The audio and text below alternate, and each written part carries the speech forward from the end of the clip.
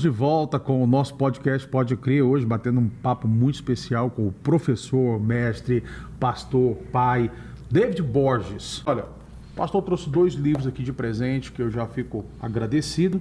O primeiro é Tem Homem Aí? E o segundo, que ele está lançando agora, Resgate da Masculinidade. Nos tempos de hoje nós estamos vivendo, pastor, qual que é a importância que o senhor vê de um tema como esse, o resgate da masculinidade hoje nos casamentos, né? Nos relacionamentos, nos namoros, quando o jovem começa a conhecer a esposa. Eu queria que o senhor falasse um pouco para a gente. Então, é importante demais, é essencial, e a gente tem se perdido. Na verdade, a gente não tem nem se perdido, porque a gente nem conhece sobre o assunto. Sim. Como que surgiu esse tema? O primeiro é, tem homem aí, que é uma paráfrase da pergunta de Golias. Golias está durante 40 dias, 2 vezes por dia, de manhã e à noite, falando assim, tem homem não? Dai-me homens. Vamos resolver isso daqui. Desafiando, afrontando. E ninguém se posicionava. E não é uma pergunta apenas, né, na minha interpretação ou opinião, né, eu me imagino lá na cena e eu vejo não é uma pergunta apenas de Golias. O próprio exército de Israel estava perguntando, né, cadê os homens? Não tem ninguém para resolver a situação? O rei estava procurando. Era lícito, tinha recompensa, todo mundo estava procurando. E as crianças, as mulheres e os idosos, provavelmente dentro das casas, estavam se perguntando, cadê os homens? Por quê? Porque se eles perderem a batalha, nós seremos escravizados. Sim. E é uma pergunta que ecoa até os dias de hoje. Cadê os homens? Tem homem aí? Onde estão os homens? E é isso. O primeiro livro é Tem Homem Aí? O Fundamento da Masculinidade. E para a gente conversar de fundamento, a gente precisa saber o que é ser homem. Eu pergunto para muitas pessoas nos cursos, nos congressos, nas aulas, eu falo assim, o que é ser um homem? E a pessoa fica perdida, não sabe. Eu falei, se seu filho te perguntar o que é ser o homem, porque você está falando que um dia eu vou me tornar um homem, eu sou menino, mas o que é ser o homem? Quando eu me torno um homem? Sabe, a gente precisa conversar mais sobre isso, mais sobre masculinidade, e o que eu percebo muito é que a gente conversa muito sobre a missão do homem. Sim. A missão do homem dentro do relacionamento, dentro do casamento. Tanto que muitos congressos de homens, muitos cultos de homens, você não vê muitos adolescentes, muitos jovens. Por quê? Porque eles têm na mente que assim, culto de homens é mais de 30, 40 anos. Então, entra aquela questão que a gente falou. Os homens olham para mim e falam assim, nossa, é um menino falando sobre masculinidade. Sim. Por quê? Porque eu tenho 31 anos... E tem culto que tem 3 pessoas com menos de 31. Tem culto que não tem ninguém com menos de 31. Então, falar sobre masculinidade, falar sobre ser homem, deveria ser algo que começa desde o menino ali, desde os 12 anos de idade para frente. É essencial, porque a gente tem se perdido também no meio da nossa sociedade. Sim. E dentro de um relacionamento, pastor, o que o senhor acha que é o papel dessa pessoa, ela passar desse entendimento? Porque da mesma quando o senhor me fala, isso me chama atenção para uma coisa. Igual o culto da família, né? Você pegar o culto da família, eu não vou. Eu pensava assim, né? Quando eu cheguei em Lagoinha, aí tinha lá o culto da família. Eu falei, culto da família? Família é pra gente velha, né? Então quando você fala isso, que as pessoas também pensam isso, culto dos homens. O culto dos homens é para um homem de 35, 40, 50 anos. Ok, eu não vou, né? Quando a gente traz para um relacionamento, né? Quando que você acha que é importante ele mudar esta mentalidade? Ou o que você acha que tem faltado nos relacionamentos nesse sentido da pessoa entrar num casamento e não entender a importância dela ser homem dentro de casa? Então, ele tem que ver antes de entrar no relacionamento. Quando ele entra no relacionamento e fala assim, nossa, eu tenho que me comportar como um homem, eu tenho que ser um homem, já está muito tarde. Entende? Entendi. Com 12 anos deveria acontecer a iniciação masculina. Né? Você já ouviu falar sobre Bar Mitzvah? Sim. Então, o Bar Mitzvah, ele é um ritual judaico. Isso. Que você pega um menino e introduz esse menino nesse ritual, ele entra na sinagoga, ele lê a Torá e tem todo um momento especial ali. É o segundo momento mais especial na cultura judaica. O primeiro é o casamento, que eles ficam até 7 dias celebrando o casamento. E os homens da família se juntam e começam a falar, conversar e motivar esse menino, porque a partir dali ele vai ser considerado um homem. E Jesus provavelmente passou. A Bíblia não deixa claro, mas segundo a cultura, a gente consegue entender que ele passou por esse ritual também. E quando a gente olha o final do ritual, esse menino, ele já é considerado homem pela sociedade. Por quê? Porque ele já pode casar, ele pode comprar e vender, negociar, e ele tem responsabilidade na sinagoga. Quando a gente vem aqui para o Ocidente, a gente encontra um resquício disso na tribo indígena, onde que eles colocam uma luva cheia de formiga e faz os rituais indo para frente e para trás, e ele tem que passar por esse ritual diversas vezes. A gente vê isso em outras tribos também, um resquício desse ritual, essa iniciação masculina. Aqui no Ocidente, praticamente a gente não tem com meninos. Então, eles não sabem, por exemplo, o que me levou... Seria a festa de debutante da menina, por exemplo? Seria, mas seria até um pouquinho antes. A festa de debutante acontecia com 15 anos, porque geralmente a menstruação era com 15 anos. Sim. A menstruação é o ápice da puberdade. A puberdade ela começa a cerca de 8, 9 anos de idade, e o ápice dela vem quando vem a menstruação para as meninas. Então, aquilo que acontece na iniciação masculina lá, né, na cultura judaica, lá com os índios ou em algumas outras tribos, outras nações e tal, acontece naturalmente aqui no Ocidente com as meninas. Quando ela menstrua, as mulheres chegam e falam assim, nossa, agora você é uma moça, você pode engravidar, você tem responsabilidade e tudo mais. Então, a partir daquele momento, ela é uma mulher? Não necessariamente. Por quê? Porque ser mulher e ser homem está intrínseco maturidade. Então, o que entra, né, respondendo diretamente a sua pergunta, o que isso muda dentro de um relacionamento? Quando eu descubro o que é ser homem, e eu falo, ser homem é ser maduro, eu começo nesse processo de maturidade, e quando eu entro no relacionamento, eu ajo como um homem, ou seja, eu ajo de forma madura. Só que maturidade, a gente não adquire de uma hora para outra. A maturidade é um processo.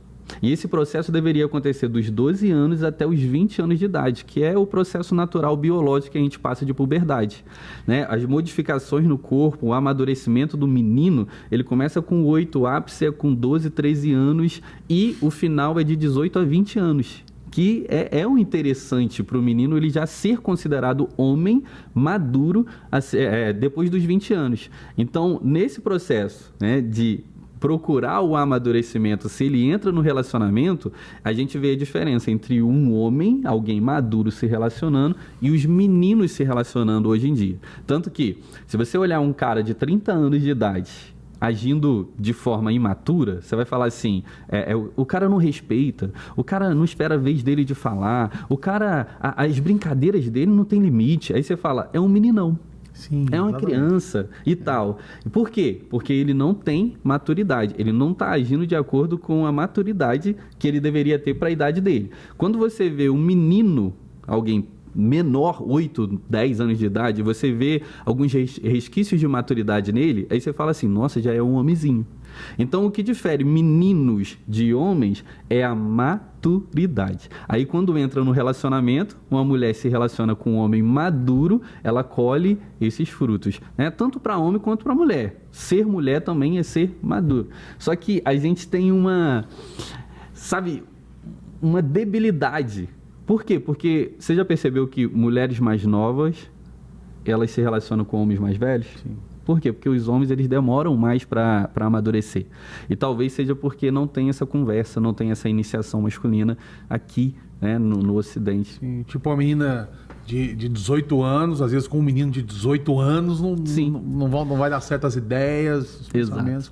E como a gente vê às vezes em relacionamento, esta reclamação da mulher, principalmente em relacionamentos que não foram bem sucedidos, né, da mulher reclamar exatamente isso, falar, não, eu separei, era menino Sim. demais, não era homem nesse sentido, né, de entender as suas responsabilidades, as suas maturidades.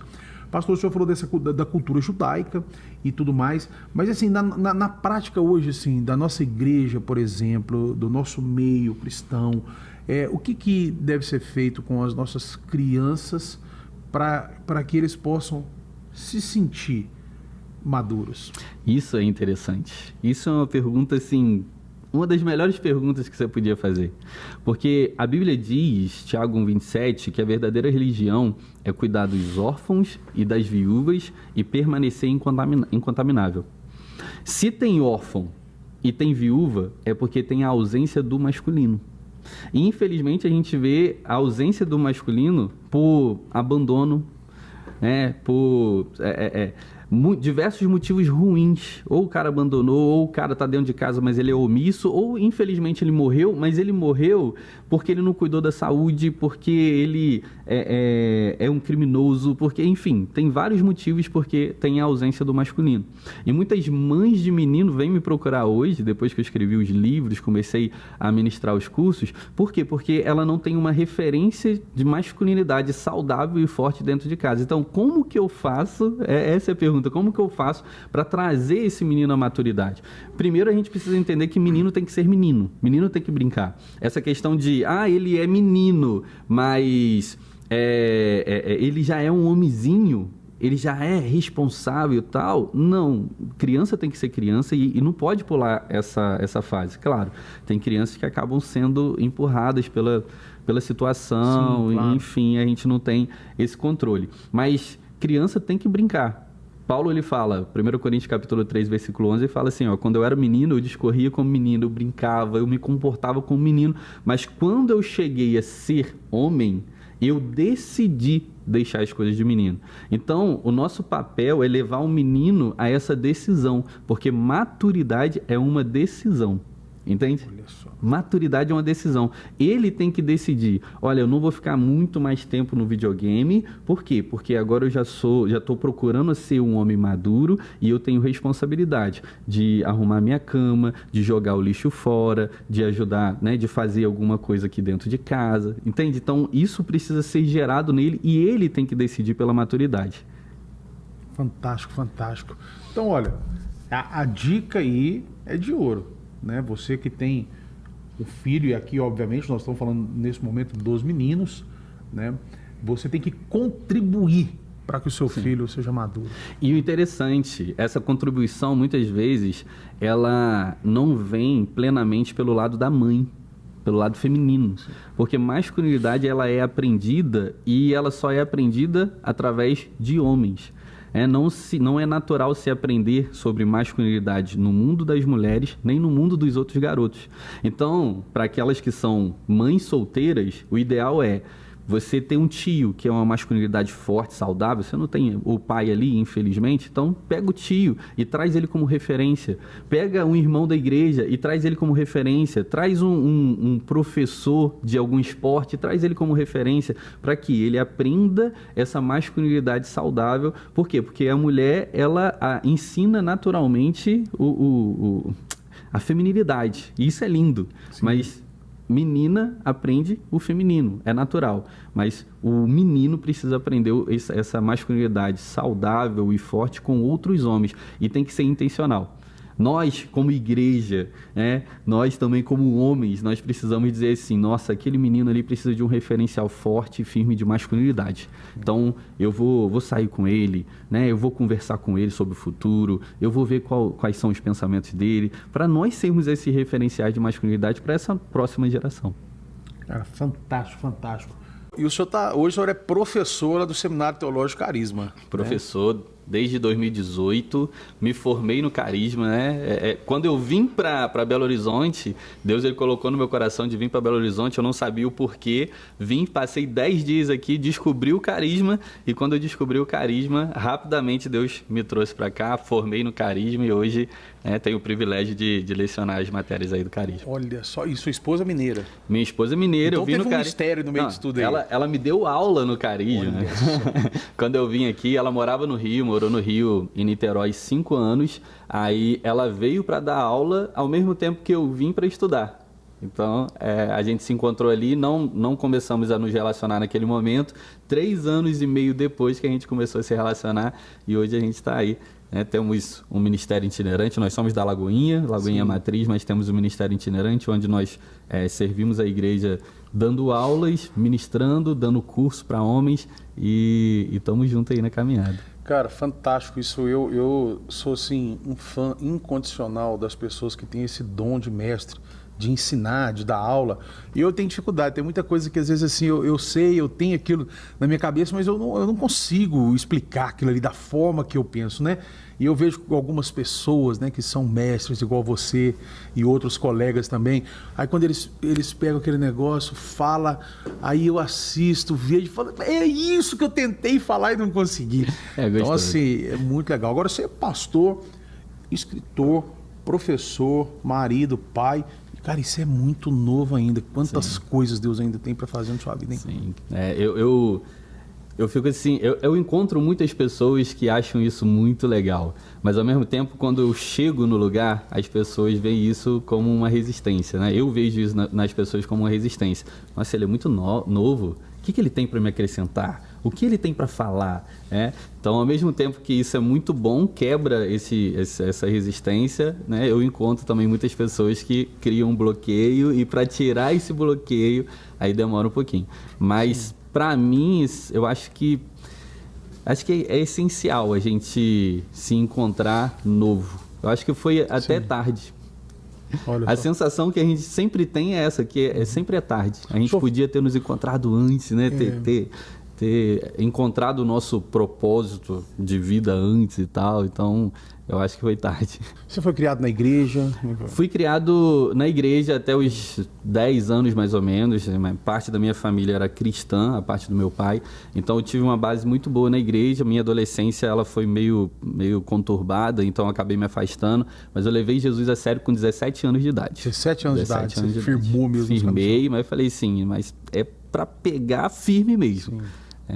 Para não ficar naquele crente Raimundo, né? Um pé na igreja, outro no mundo. Falei assim, não, tem que ser sério, se eu for para a igreja tem que ser sério. Aí foi a partir dos 17 anos. E quando que você conseguiu enxergar, reconhecer na sua vida que você falou, cara, eu dou conta de explicar os negócios aí com facilidade? E foi, sim, bem tarde. Foi assim, esse sentimento que a gente tem quando olha um professor que é um facilitador, né? O que a gente pensa? A gente pensa assim, nossa, que incrível, que incrível. E a gente acaba se identificando. E foi nesse momento que eu falei assim, Deus me chamou para isso. Tá ardendo o negócio aqui dentro. Mas foi com 24, 25 anos de idade. Olha só. 24, 25 anos de idade. Quando eu estava fazendo o carisma, Deus ele colocou no meu coração que eu tinha esse chamado de mestre, chamado de ensinar. E eu comecei a mergulhar nos livros e daí que eu fui crescendo na igreja. Comecei a ensinar, porque antes a gente fica meio naquela busca de identidade. Então a gente copia até os outros. Aquele novo convertido que acaba copiando o estilo de um e de outro. Aí depois eu falei assim, nossa, eu não preciso copiar ninguém, eu posso falar da maneira normal, né? Conversando, explicando, porque aquele que tem o dom de mestre, que é o professor, você percebe ele até fora de sala de aula. Você está conversando com ele e você fala assim, nossa, ele, né, é um facilitador, ele geralmente coloca em 3 pontos. E eu comecei a perceber isso depois do carisma. O carisma foi o lugar onde que abriu os meus olhos e falou assim, não, agora é esse caminho mesmo, né? Eu nasci para isso e é gostoso quando você se encontra. E aí você assumiu essa posição. Assumi essa posição. Ô pastor, sabe uma coisa que eu tenho muita curiosidade de sempre saber das pessoas, porque eu sei que quando a pessoa é um professor, e todos os professores têm meu respeito máximo, assim, porque realmente eu admiro muito os professores, eles acabam virando uma referência para quem está ali assistindo, não só uma referência como um estilo de vida que ele quer ter, não, mas uma referência que falou, olha, o que essa pessoa fala tem um peso muito importante na minha vida, ela sabe resolver meus problemas, ela sabe tudo mais, e a gente começa a enxergar essa pessoa, né? Esse irmão, essa irmã, como uma pessoa que não passa por situação nenhuma de problema, né? Eu tinha uma professora no Carisma, muito querida, pessoa amada, que chama Silvia. E o marido dela é o Cássio Leite, né? Sim, me deu aula. Ela te deu aula? Ela é incrível. Então você sabe do que eu estou falando, sim, né? Sim. A Silvia é pessoa maravilhosa, eu amo demais ela e o Cássio. E eu olhava o jeito que ela ensinava e me explicava tudo, né? E eu ficava muito admirado, né? E um dia eu cheguei para ela no final da aula e falei assim, professora, deixa eu falar uma coisa. Eu queria muito ser assim, igual você, um dia, de todos os meus problemas pessoais, eu ter uma solução. Eu saber o que eu faço, né? Aí ela falou assim para você, aí ela falou assim comigo, olhou nos meus olhos e falou assim: quem te falou que eu tenho solução para todos os meus problemas pessoais? Aí ela explicou, falou: todo mundo tem problema, a gente tem luta e tal, né? Então isso que eu queria te perguntar, pastor, você vai ali, você ensina, às vezes você acabou de dar uma aula ensinando a pessoa sobre um comportamento, sobre uma coisa, e quando vai para o dia a dia, o senhor enfrenta muita luta, você já passou por coisas que você falou assim: meu pai, eu vou ter que tomar uma posição aqui porque eu ensino isso e eu não estou conseguindo fazer. Sim, isso é incrível. Não no sentido de errar, de pecar, mas de luta mesmo, de suportar as coisas. Isso é incrível porque, às vezes, o professor ele está dando uma aula, assim como o pregador ele está ministrando, e Deus ele fala algo naquele momento que serve para ele. Então fala assim: nossa, eu estou falando isso daqui, mas realmente serve para mim. Por quê? Porque até agora eu não tinha aberto os meus olhos em relação a isso. Então tem coisa que vem em revelação na hora. E a pessoa fala: nossa, eu preciso viver isso. E tem outras coisas que a gente se cobra mesmo. Por quê? Geralmente, essa semana, por exemplo, estou dando aula de crescimento espiritual. E eu falo: na semana que eu estou dando aula de crescimento espiritual, geralmente é onde eu sou mais testado na minha maturidade, né? No crescimento espiritual. Então, as pessoas às vezes pensam isso, né? Que o professor ele não tem problemas. Na verdade, o professor ele apenas chegou primeiro. Né? Qual é a diferença entre mim e os alunos? É que eu cheguei primeiro, adquiri aquele conhecimento, reconheci, né? Identifiquei que eu tenho aquele chamado e, né, através desse conhecimento e de desenvolver essa habilidade, eu estou ali. Então, eu não sou melhor do que ele simplesmente porque eu estou ali na frente. Entende? Isso a gente precisa entender. Talvez com um pouco mais de tempo, com um pouco mais de habilidade, de prática, e se for o chamado daquele aluno, ele também vai estar no mesmo lugar e às vezes vai alcançar um público muito maior do que eu. E a gente precisa pensar isso, porque às vezes eu sou mais maduro em alguma área do que o aluno, mas tem muitos alunos que são mais maduros em outras áreas do que eu. E a gente precisa trazer esse senso de realidade para dentro da turma também. Interessante isso que o senhor está dizendo, que é realmente dessa forma que depois a gente começa a ver, né, e pensar nas coisas. Fala, cara, ele adquiriu um conhecimento que eu não tenho ainda. Sim. Né, que eu não tenho ainda. Muito interessante. Pastor, comentar uma coisa com o senhor que eu quero ver a sua explicação. Eu sei, o senhor é além de inteligente, um homem muito sábio, e existe um versículo na Bíblia que fala assim: olha, a letra mata e o espírito vivifica, né? Em algum momento da sua caminhada, e você até me desculpa, talvez o que eu vou te contar nem tem a ver com esse versículo, cara, esquece, está teologicamente errado, você está falando aí bobagem, esquece. Mas assim, ao longo dessa caminhada teológica, que a gente vê as pessoas estudando, se aprofundando na letra, né? A gente nota e ouve as histórias de algumas pessoas assim que esfriaram na fé, porque estudaram muito, começou a adquirir um conhecimento sobre Deus, sobre as Escrituras, que é como se ela começasse a ter uma autossuficiência de saber das coisas e esfria espiritualmente. Isso de fato acontece? Esse versículo tem a ver exatamente com isso? Pode ser que sim, pode ser que sim. Porque tem algumas interpretações de acordo com esse versículo. A verdade é que se a letra ela vier sozinha, ela por si só, ela não tem vida. Entende? Tem muitas pessoas que já leram a Bíblia diversas vezes e não teve a sua vida transformada pela Bíblia. Mas espera aí, mas não é só ler a Bíblia que eu me converto, que a minha vida se transforma? Não, não é só a letra, é com o Espírito. Eu dou aula em vários seminários, mas o Seminário Teológico Carisma, que foi o que me formou também, e hoje eu dou aula, eu tenho orgulho de falar dele porque ele é um seminário bíblico e do Espírito, é o seminário da palavra e do Espírito. Então, o erro que ocorre é que as pessoas vão muito para a letra nesse sentido, né? No sentido literal, no sentido de lei, no sentido, sabe, sem a revelação do Espírito. Então, infelizmente, é isso que matou Jesus. Os mestres da lei, os fariseus, eles tinham a letra, mas eles não tinham o Espírito. Entende? Essa é a diferença. E às vezes a gente acha, nossa, quem matou Jesus e tal, e a gente esquece que foram os fariseus, que foram aqueles que tinham um grande conhecimento sobre a lei de Deus.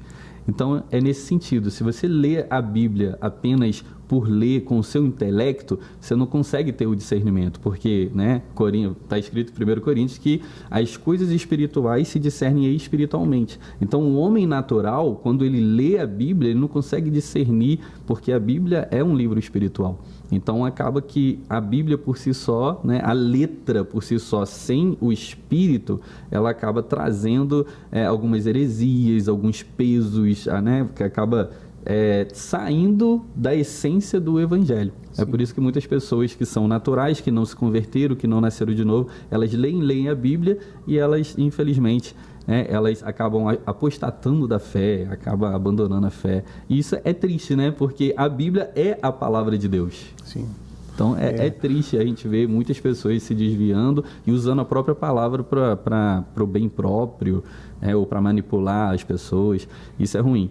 Mas o interessante Jesus ele fala: errais por não conhecer o poder de Deus e as Escrituras. Então a gente tem que andar nesse equilíbrio de eu estou no seminário, eu estou aprendendo a palavra, eu estou estudando sozinho. Peraí, você vai buscar as Escrituras sim, mas procura o poder de Deus, procura o Espírito Santo, que é aquele que te guia por toda a palavra, é aquele que te revela a palavra, entende? Porque a palavra ela foi inspirada por Deus. Então o homem natural ele vai ter essa dificuldade de discernir e colocar em prática na vida dele. Sim, eu sei que muita gente que está nos assistindo, né, e pelo menos quando eu fiz o Carisma, tinha pessoas assim de todas as idades, né, de todas as idades. E você viu que essas pessoas tinham em comum, além de estar ali matriculado naquela escola, era sede por Deus, né? Sede por Deus. Tem um colega meu muito querido que chama Anfrísio, e ele morava, na época, hoje eu não sei onde ele está morando, mas ele morava ali pertinho da igreja, acho que o apelido dele era Didio, uma coisa assim, e ele foi estudar com a gente, né? E ele era de uma idade diferente da nossa, né? Mas eu observava assim, a sede que ele tinha de Deus, né? E a sede que os jovens tinham de Deus. Então eu sei que muitas pessoas que estão nos assistindo, quando elas escutam uma palavra assim de uma pessoa que é mestre, de uma pessoa que é professor, que entende das coisas teológicas, desperta muito desejo na pessoa de buscar, né? Ela fala, agora eu quero fazer um curso bíblico, eu quero conhecer, eu quero aprofundar. Na prática, pastor, o que as pessoas precisam fazer, né, para que elas tenham esse equilíbrio de aprofundar na palavra de Deus e não se desviar da palavra? E eu queria acrescentar, quando a gente fala se desviar da palavra, a gente sempre coloca essa conotação dentro da igreja, assim, da pessoa sair para o mundo e largar a igreja, largar Jesus. Não, mas às vezes assim, dentro da igreja, né? Uhum. Como esses fariseus que atacaram Jesus. E você foi muito sábio nisso aí, dizer, assim, esclarecer, Jesus morreu por causa disso. Então, às vezes, dentro da igreja mesmo, a pessoa não ficar radical, não ir para esse caminho. Na prática, o que o senhor acha que ela precisa fazer? Discipulado. Porque esse novo convertido, a pessoa que acaba de entrar na igreja, a pessoa que tem esse encontro com Jesus, ela tem muita sede, é o que você disse. Ela tem muita sede, então ela tem muitas dúvidas também. Então, ela vai buscar na Bíblia, Deus vai falar com ela, mas ela vai ter muitas dúvidas. E nessas dúvidas, ela precisa ter alguém que oriente ela, um cristão maduro que possa orientar ela e trazer o equilíbrio às interpretações, às possíveis interpretações bíblicas, né? Então, uma pessoa, quando ela começa a estudar a Bíblia e ela tem um discipulador, onde ela pode falar assim, mas e isso? E como é que é isso? E por que aconteceu isso? E por que Deus agiu dessa maneira? Quando ela tem esse discipulador ele dá um norte, sabe? Não é um discipulador imaturo, né? É aquele discipulador que vai alienar a pessoa e vai fazer a pessoa pensar da maneira dele. Até porque quando você vai estudando cada vez mais a teologia, você vai vendo que nas coisas básicas, concordâncias. concordância. Nas coisas mais teológicas, tolerância. Por quê? Porque existem diversas linhas ali, né? A Bíblia não é fechada, né, nas questões mais teológicas. Então, um bom discipulador que vai orientar esse novo convertido vai falar assim, olha, existem essas 2 maneiras de você pensar, essas 3 maneiras de você pensar. Você vai achar pessoas que pensam dessa forma e não é pecado, não é errado. E vai achar maneira de pessoas que pensam dessa outra forma. Então você pode criar a sua teologia. Nessas coisas básicas aqui, aí não, eu estou te instruindo. Fundamento da fé, crescimento espiritual, justiça de Deus, tudo que tem a ver com a base do evangelho, todo mundo tem que concordar. E ele vai instruindo esse novo convertido. E sempre essa instrução, ela vai ser baseada nas práticas espirituais. Então esse discipulador, por ele ser mais, ter uma caminhada mais longa, de busca e tal, ele vai levar ele, não vai dar respostas prontas, mas ele vai falar assim, você vai ler, agora você vai ver outra versão, agora você vai orar para pedir o Espírito Santo para te falar dentro desse texto, agora você vai fazer um propósito com Deus, porque isso daqui eu vejo que você precisa melhorar. Então esse discipulador é o cara que norteia. Nós precisamos de discipuladores hoje em dia. Não é alguém que vai gerar uma dependência dele, mas é alguém que vai ensinar esse novo convertido, essa pessoa, a ser mais dependente de Jesus, mas ele vai ensinar os caminhos para isso. Fantástico, fantástico. Pastor, de 17 anos de idade, que o senhor firmou com Jesus, e aí o senhor veio crescendo na palavra, se viu ali com esse dom de mestre. Em algum momento você olhou e falou assim, opa, peraí, eu preciso orar, eu preciso buscar de Deus, que eu tô me perdendo nisso aqui, mas o senhor não vai responder agora não. Nós vamos para um pequeno intervalo comercial, nós vamos ouvir essa resposta.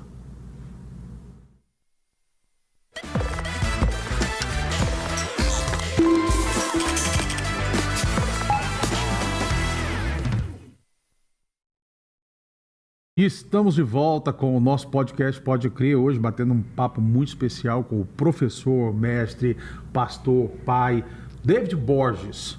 Pastor, eu perguntei para o senhor antes do intervalo se em algum momento da sua caminhada você falou, opa, peraí, tô demais nessa palavra aqui, vou lá bolar para a cara do pó. Já aconteceu isso com o senhor? Sim, já aconteceu. Como eu disse, com 17 anos de idade eu levei Jesus a sério. E na minha cidade tinha muito profeta, muita gente que ia para o monte e tudo mais. Então eu peguei e fui para o monte. Eu era o mascote do monte. Então eu ficava terça e sexta durante 4 anos indo para o monte. Então eu busquei muito. Aí quando eu vim para Belo Horizonte, comecei a fazer um seminário lá, eu não entendi porque Deus ele me tirou de lá e falou assim, Deus, mas faltam 6 meses para terminar esse seminário aqui. Aí ele me tirou de lá, eu vim fazer o carisma.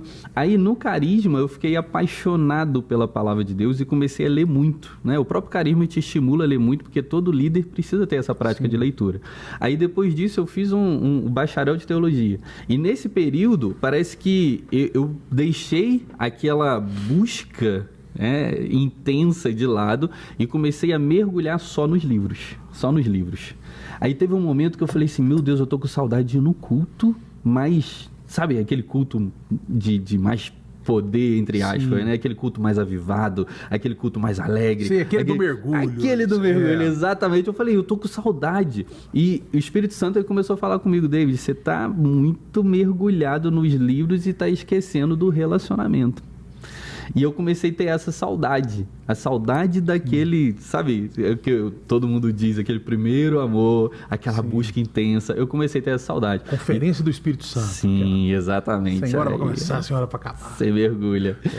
Então, esse foi um dos momentos que eu falei assim, meu Deus, parece que eu estou me perdendo. Eu estou muito na letra, eu estava muito crítico. Muito crítico. Sim. E é um dos perigos de alunos de seminário. Ficar muito crítico. Valoriza muito o grego, valoriza o hebraico, valoriza uma interpretação mais profunda da Bíblia, uma revelação. Aí na hora que você senta para ouvir alguém, aí você fica crítico. Aí pastor Márcio abre um texto e fala assim, peraí, será que essa interpretação está correta? Aí você vai numa outra igreja, peraí, não é bem assim não. Aí foi nesse momento que eu tive que me quebrantar, foi quebrar o meu orgulho e falar assim, não é assim que funcionam as coisas. Então, foi nesse momento que eu comecei a me perder, eu falei assim, tem que voltar. tem que voltar à essência da adoração ali, senão e é o que acontece, é o que você começou com essa pergunta. Muitas pessoas se perdem, e se perdem por quê? Porque olham apenas para esse lado, né? Para o lado da palavra, para o lado da letra, para o lado, né, e perde esse equilíbrio. Eu estava perdendo esse equilíbrio, aí eu voltei. Aí eu falei assim, agora eu vou no culto, sabe aquele culto simples, que não tem muita teologia, que Deus fala de uma forma assim. Foi um dos cultos mais maravilhosos que eu fui, que eu falei assim, eu vou começar a ir nesses cultos, para quê? Para me quebrantar, porque eu precisava disso. Fantástico. Fica a dica aí, o termômetro, então, para você saber se você está indo muito para um lado, é você começar a criticar todo mundo. Né? Se todo mundo que pregar está com um problema, você arruma um problema, às vezes o problema pode ser na gente. Pastor, eu sei que muitas pessoas estão nos assistindo e já estão querendo ali fazer perguntas, querendo bater um papo com o senhor. Pessoal que quer tirar uma dúvida, tem como entrar em contato com você, tem. Suas redes sociais, qual que é o seu Instagram, que é o cargo-chefe? O Instagram é o cargo-chefe, é David_S Borges, David_S Vou Borges. pedir para a Amandinha colocar na tela aqui então, para o pessoal poder identificar. Se você quer mandar uma pergunta para o pastor. David_S Borges, ou você pode também entrar em contato pelo Mais Profundo Oficial, que é o nome do nosso ministério, o Ministério Itinerante, né? Nós temos um ministério onde a Carol ela fala sobre mesa posta, ela fala para as mulheres, ela também tem um ministério muito legal voltado para as mulheres, o que me motivou também a escrever para homens. Sim. E lá também eu falo para homens, a gente, né, posta algumas coisas relacionadas à teologia. Então, Mais Profundo Oficial também você consegue entrar em contato com a gente, ou david@maisprofundo.com. Olha só, então já está resolvido, que eu sei que muita gente aí reclamar, fala assim, mas eu queria também ouvir coisa para mulher, então Sim. Você vai seguir a esposa do pastor e vai ver o Instagram deles lá, que vai estar aqui, o @maisprofundo. Tá aqui os livros. Lá no seu Instagram tem um contato também, se a pessoa quiser adquirir seu livro, pastor. Sim. O site, né? www.maisprofundostore.com, só.com. E hoje em dia no Google aí, você jogar lá Mais Profundo, pastor David Borges, você vai com certeza encontrar. Tá aqui, já foi lançado, tem homem aí, e o que está sendo lançado agora, Resgate da Masculinidade. Tenho certeza que isso aqui vai abençoar muito a sua vida e a sua casa. Olha, o bate-papo aqui foi uma aula, tá? Que você deu pra gente. Foi sensacional conversar com você. Quero agradecer a Deus pela sua vida e te pedir pra gente encerrar. Se você tivesse com um menino hoje que não tem essa referência paterna, e é claro que a gente sabe que existem coisas que fogem ao controle da situação de uma mãe. Às vezes não são todas as mães que vão ter a oportunidade de buscar uma referência dessa para o filho, por vários variados motivos, né? Mas um menino desse, que estiver nos assistindo, se você pudesse dar um conselho para ele em relação à busca dessa referência, o que o senhor falaria? Então, para a busca de referência, eu falaria para ele, dependendo da idade dele, eu ia falar assim, seja criança, brinque, aproveite, se divirta. Mas quando você começar a chegar à idade de 10, 11, 12 anos, você vai começar a pensar na vida adulta. E para isso, você vai precisar de referenciais fortes, saudáveis de masculinidade. Então, olhe para alguém que pode ser esse referencial na sua vida. Alguém que você pode aprender, alguém que vai te inspirar. Essas pessoas, elas não são perfeitas. Por quê? Porque nós temos falhas, nós temos erros, nós ainda buscamos a maturidade e agimos, de certa forma, imaturo em algumas áreas. Mas eu falaria para ele, além de você buscar um referencial forte, saudável de masculinidade, que você pode achar dentro da sua casa, ou até mesmo na igreja, ou até mesmo no seu colégio, busque o modelo de masculinidade. Porque referencial, você copia aquilo que está dando certo. Você copia aquilo que te inspira, mas o modelo, você pode copiar ele por inteiro. Referencial, nós temos o nosso pai, o nosso tio, o nosso avô, o nosso professor, nós temos Davi, um homem segundo o coração de Deus, nós temos Paulo, nós temos Moisés, mas o modelo, nós podemos copiar tudo. Esses homens, eles erraram em algumas áreas. Mas Jesus, ele é o modelo da nossa masculinidade, onde nós podemos aprender como se relacionar, como tratar bem as pessoas, como viver de fato agradando o coração de Deus. E Jesus, Efésios capítulo 4, vai dizer que ele chegou à perfeita varonilidade. Ele foi um homem perfeito. No original é teleios aner, um homem completo. Ele chegou, algumas traduções dizem até como maturidade. Então ele é um nível de maturidade que você e eu precisamos alcançar. Então mesmo que você tenha alguma frustração com algum homem que passar pela sua vida, entenda que Jesus, ele nunca vai te frustrar. Ele é o modelo. Ele é o cara que você tem que ser realmente apaixonado por ele e buscar ser cada vez mais parecido com ele.